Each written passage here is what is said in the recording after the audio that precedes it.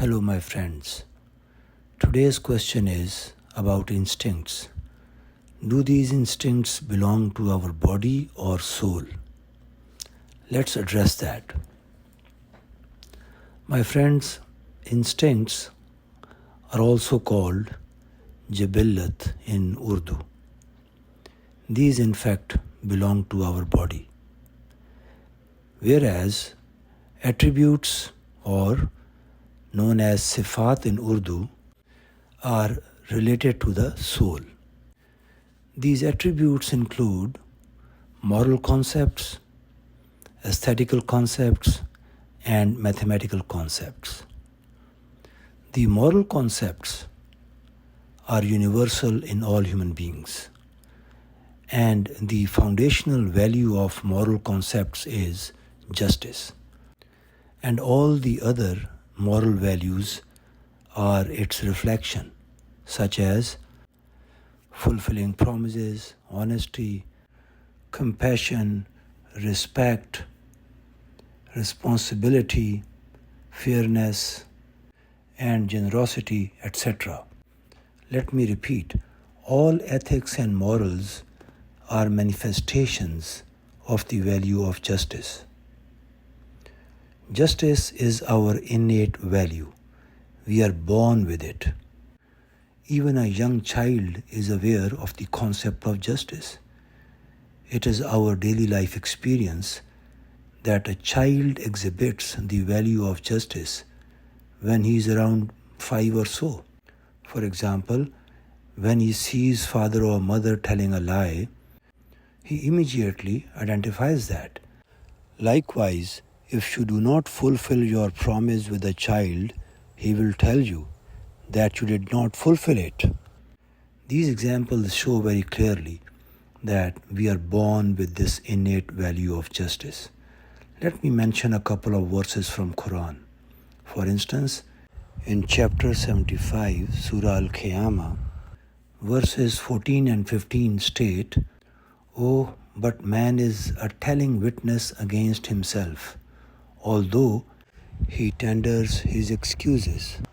Likewise, in chapter 91, Surah Shams, verses 7 and 8 state, "And a soul, and him who perfected it, and inspired it with conscience of what is wrong for it and what is right for it." It is also important to mention that it is this principle of justice, this value of justice, which allows human interaction among various kinds of people with totally different backgrounds. It is this principle which has united the whole humanity, irrespective of any other factor such as geographical location, religion, ethnicity, or anything else. Now, let's come to the instincts. There are two kinds of instincts. One, survival of the self, which includes eating, drinking, and shelter. And number two is survival of the species, that includes mating or procreation. I have already talked a lot about these instincts in other talks, therefore I will be very brief. As regards survival of the self, we need to eat something, we need to drink, and we require shelter. These are the essential ingredients or essential elements for the survival of the self.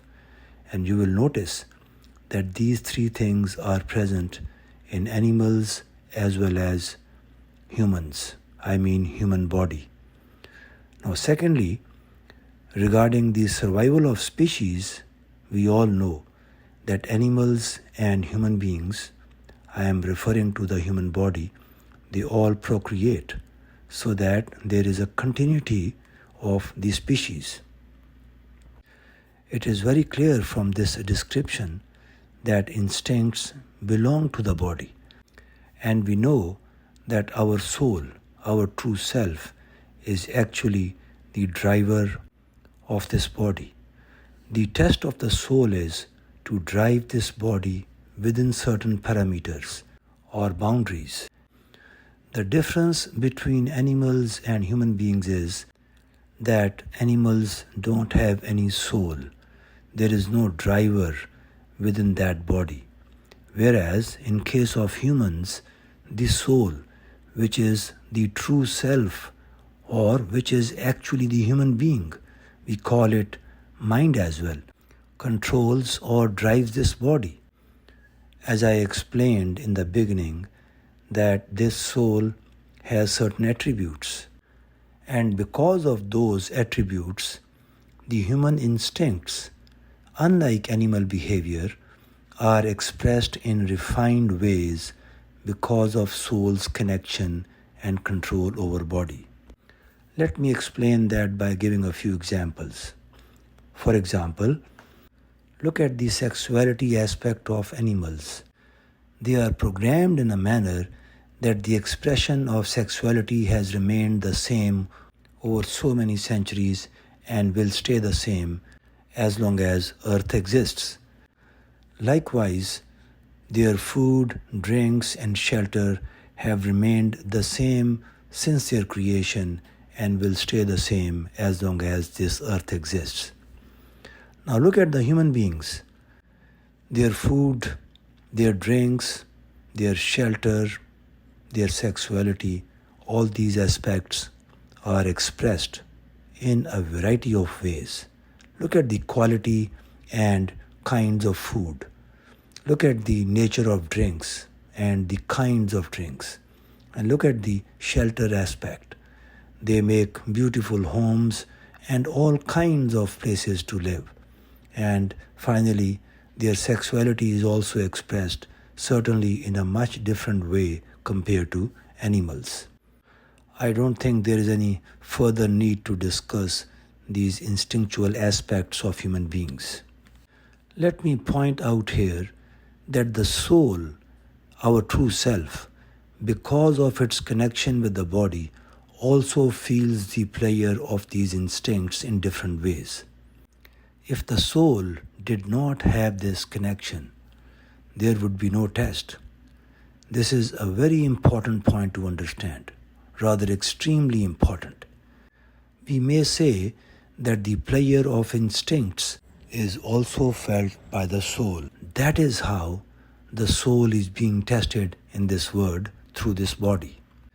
It would also be appropriate to mention here that the message of God, that is Quran, condemns or denounces monasticism, I mean ascetic lifestyle. It allows human beings to satisfy their instincts, but within appropriate boundaries. That is our test. It does not condemn instincts. Rather, as I just stated, it denounces monasticism. Let me quote a verse from Quran regarding this. In chapter 57, verse 27, God says, "Then we caused our messengers to follow in their footsteps. And we caused Jesus, son of Mary, to follow and gave him the gospel, and placed compassion and mercy in the hearts of those who followed him. But monasticism they invented. We ordained it not for them, only seeking Allah's pleasure, and they observed it not with right observance. So we give those of them who believe their reward, but many of them are evil livers." This verse clearly tells us that monasticism is not the natural way of life. And how it can be? Our Creator gave us these instincts for a purpose.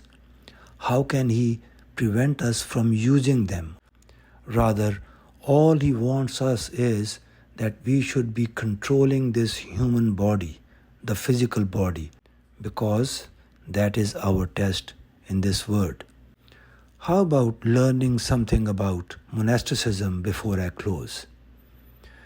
As regards monasticism, it is an institutionalized religious practice or movement whose members attempt to live by a rule that requires works that go beyond those of either the laity or the ordinary spiritual leaders of their religions. Commonly celibate and universally ascetic, the monastic individual separates himself or herself from society either by living as a hermit or anchorite, that is, religious recluse, or by joining a community of others who profess similar intentions. First applied to Christian groups in antiquity, the term monasticism is now used to denote similar, though not identical, practices in religions such as Buddhism, Hinduism, Jainism, and Taoism.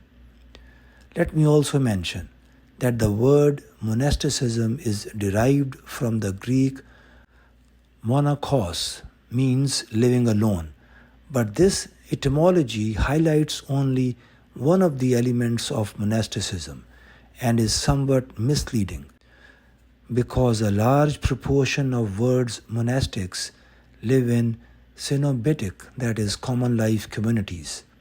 The term monasticism implies celibacy or living alone in the sense of lacking a spouse, which became a socially and historically crucial feature of the monastic life.